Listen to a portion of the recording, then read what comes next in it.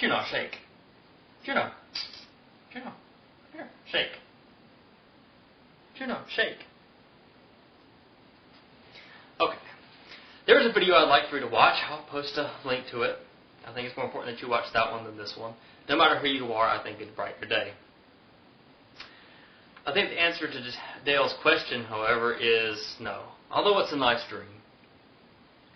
There's a quote attributed to Muhammad near the end of it. It says, determine that if a people oppress you, you won't oppress them. Certainly, that's a good saying. I didn't remember reading it in the Qur'an, but I forgot about it for a while until I saw it pop up again. And another video, this time it was filled with purely Islamic quotes of the same nature. Even though it had some things like the woman that was forgiven for giving a dog some water. I don't know what her crime was. But in any case, it gave the same quote from Muhammad. I think it was a slightly longer quote. Now, this time I was determined to look it up, to find out where it came from. It wasn't in the Qur'an. I remember something similar to being in the Qur'an.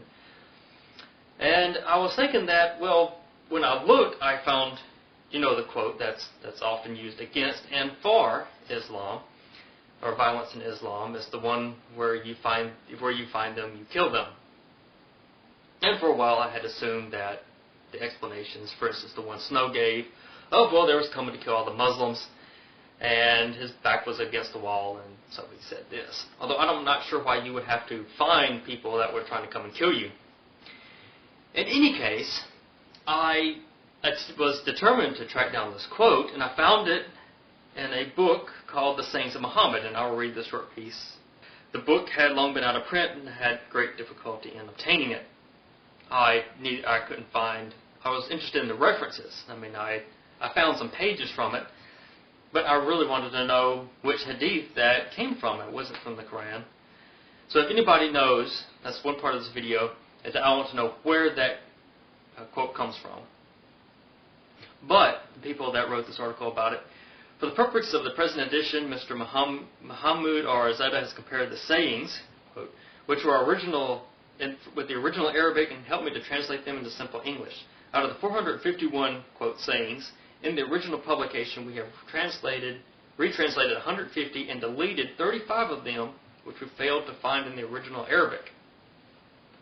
So I'm not sure of the authenticity of the quote that's attributed to Muhammad, the good one. But in any case, even if it does exist, the Qur'an certainly overrides whatever Muhammad thought. And the second part of this video is, if Muhammad really did say it, would it contradict the Qur'an? Are they contradictory statements? That was my question. I don't think I'm asking that question anymore.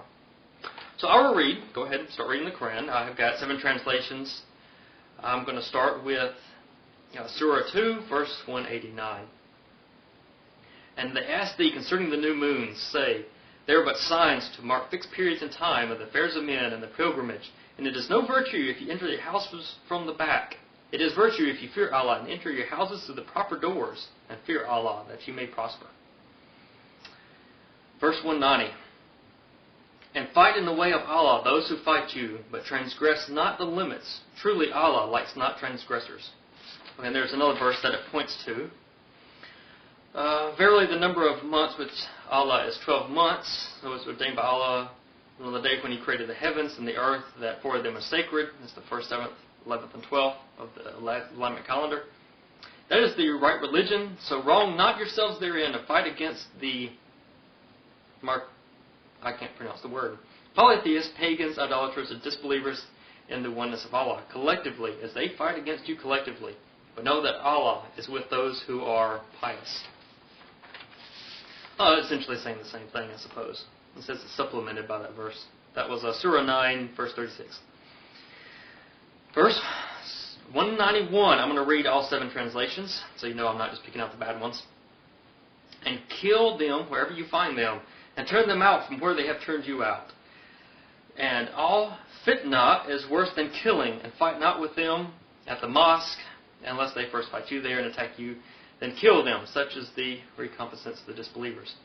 And kill them wherever you find them, and drive them out where they drove you out, and persecution is worse than slaughter.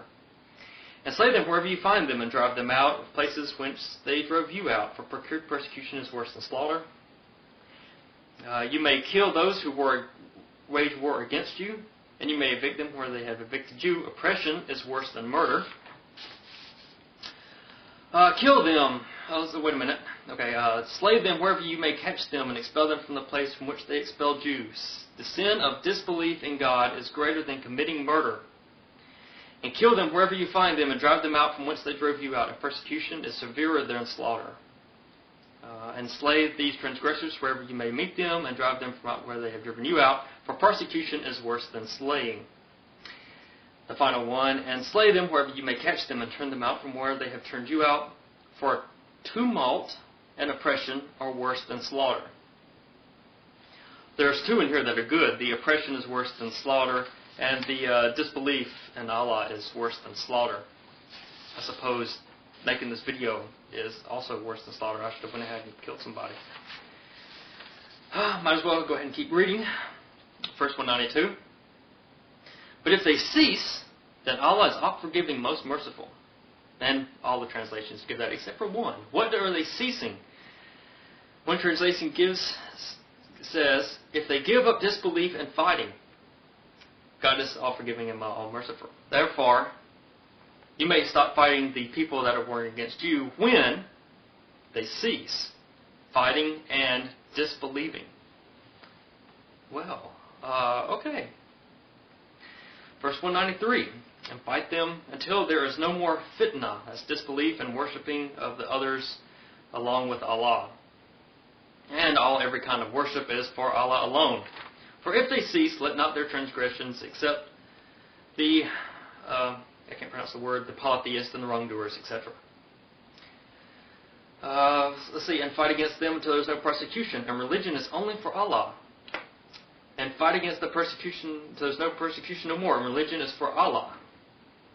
But if they desist, then let there be no hostility except against the wrongdoers. Another translation is, you may also fight them to eliminate oppression and to worship God freely. Fight them so that there is no disbelief and that God and God's religion will become dominant. So you may fight them until Islam rules the world, basically, from all of these translations. That's verse 193. 194. And the sacred month is for the sacred month and for the prohibited things. There is no law, there is the law of equality.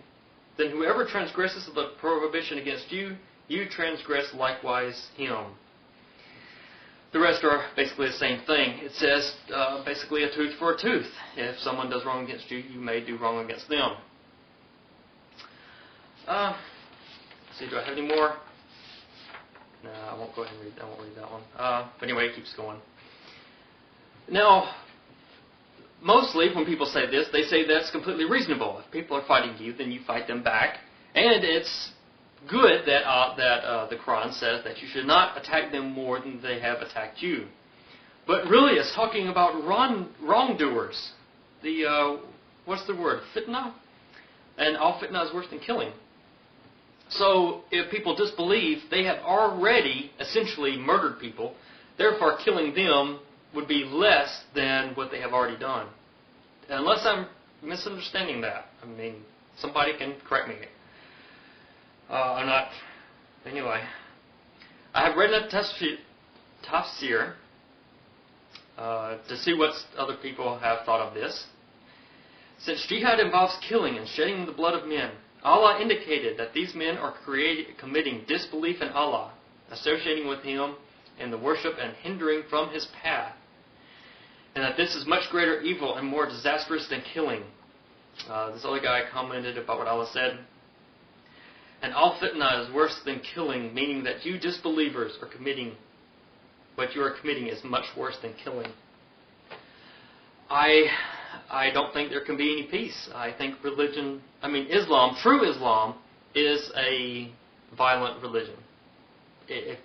I right now am disagreeing with Islam, perhaps converting people, or at least I'm trying to show people that Islam is a violent religion, and that's worse than killing. So if I am a murderer just for disagreeing, I don't see how there can be any peace between religions, or religions and atheists, or I suppose some religions out there are peaceful. As a matter of fact, I know that they are. But some religions I don't think can possibly be peaceful. At least the true forms of the religion. Although American Muslims and British Muslims, I think, do have peace in their hearts, but I don't think that they are following the true nature of the Qur'an.